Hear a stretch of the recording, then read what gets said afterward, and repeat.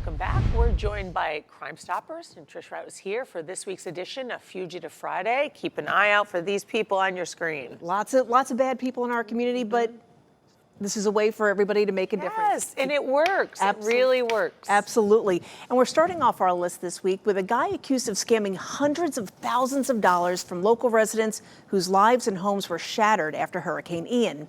Christopher Kane spent several months on the run on charges of money laundering and scheme to defraud, but relentless detectives with the Fort Myers Police Department finally tracked him down in Pennsylvania just a few months ago. Now, after being released from jail pending his next court hearing, Kane has chosen to go on the run once again. Detectives say the 59-year-old accepted very large payments for home repairs to the tune of more than $300,000 that never did the work he was hired for. They say that once Kane got the cash in hand, he immediately moved the money through various personal accounts and cryptocurrency in an attempt to launder the money. Once that process was complete, he then had all the cash free and clear and virtually undetectable. In total, his financial records reflected more than $500,000 moved through his crypto accounts, most of it presumed to be unlawfully gained. After spending a very short time behind bars, he was released until his next court hearing. He kept kicking those dates down the road for a few months, but when the date was finally set in stone last week, Kane was nowhere to be found. Kane is 6 foot, 180 pounds, and was last known to be living in Naples. And upon his arrest, he will be held without bond in the Lee County Jail. Next up is a guy who hit the bottle a little too much on Christmas Eve, then decided to make the irresponsible decision of getting behind the wheel. A new warrant for the arrest of Reese McGee was issued earlier this week after he violated terms of his pretrial release following an arrest for DUI with property damage and repeatedly driving with a suspended license. Deputies responded to a single-car crash just before midnight on Christmas Eve, where McGee drove recklessly, lost control, and flipped the vehicle before striking a mailbox. Witnesses say the 52-year-old attempted to ditch the car and leave the scene. However, one of them detained McGee until officers arrived.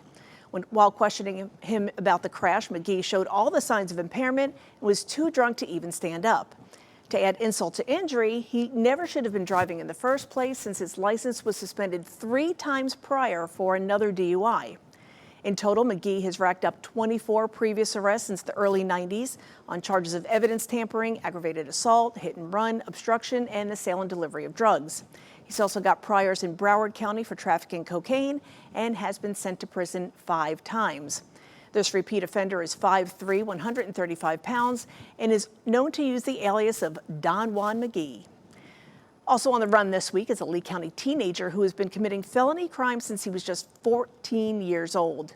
Keon Stokes now finds himself on the wrong side of the law once again, this time for violating terms of his community control on charges of fleeing and eluding officers and 2 counts of battery on an officer. Deputies were patrolling at 3 in the morning when they spotted Stokes on a major thoroughfare swerving between the north and southbound lanes in a car with no headlights on. When they lit up the lights and sirens to pull him over, Stokes made a beeline directly at the deputy's car, grazing the side before speeding into a neighborhood. Minutes later, he crashed into a parked car and then barricaded himself in a resident's home. He eventually retreated, was arrested, and spent the next 10 months in the Lee County Jail. He was released in September on 36 months of probation, which he violated last week. Despite being only 18 years old, Stokes has already racked up a dozen arrests on charges of burglary, grand theft of a firearm, battery, resisting, and the grand theft of a car years before he was even old enough to drive. Stokes is 5'11", 270 pounds, and was last known to be living in Northwest Cape. And coming in last place this week is a woman who took the boss's credit card and charged up a few $1,000s of supplies for her own personal use. A bench warrant was recently issued for the arrest of Danielle Wilson after she failed to show up in court on charges of grand theft auto, failure to redeliver a rental vehicle, and obstruction in a criminal investigation.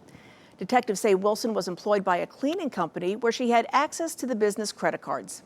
The 54-year-old abused that trust when she used the cards more than a dozen times for her own personal gain. Then, when Wilson was without a car after a crash, the company rented a car for her, which Wilson kept for herself and never returned. Troopers eventually located her and the stolen car and relocated her to lockup for several days. She was released with the promise of showing back up for court, which she has since failed to do. Wilson has 6 priors in Lee and Collier counties on charges of fraud, dealing in stolen property, and providing false information to a pawnbroker. She's 5'1", 190 pounds, and was last known to be living in the Suncoast community of North Fort Myers. Wilson could be using the alias of Danielle De Palma in order to avoid her next inevitable trip right back to jail. And as always, if you recognize any of the fugitives we featured here today, you're asked to call the Crime Stoppers hotline. That number is 1-800-780-TIPS. All callers will remain anonymous and will be eligible for a cash reward of up to $3,000. Hope those phones will ring and Yes, get these those. people are out there in our community. And to be a repeat offender when you're only 18, Yeah. not a good sign. Not a good path. No. All right. Thanks, Trish.